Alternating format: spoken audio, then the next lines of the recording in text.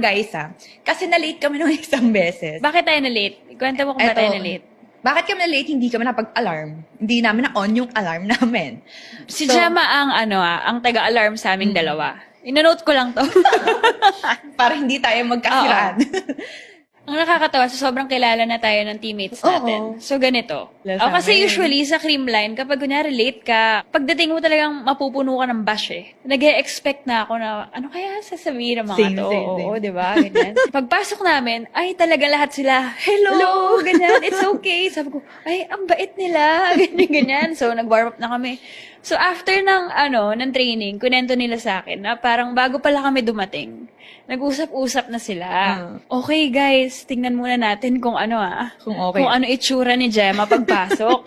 Kapag daw pagpasok ko at gumanto ko, hindi daw sila Mga asar. Oo, mga asar kasi alam nila na kailangan ko ng tulong. So depende talaga sa itsura mo, ganyan ba. Kung manghihingi ba ako ng tulong na parang help, wag kayo mang ines, ganyan. Tapos itong Alyssa na to, talagang pa siya eh. Tinanong niya pa si Gemma, kaninong alarm yung hindi tumunog? Sabi ko, hoy, bakit tinanong mo pa ako kaninong alarm? Sabi niya, hindi, kasi alam ko pag sa'yo yun, patay ka.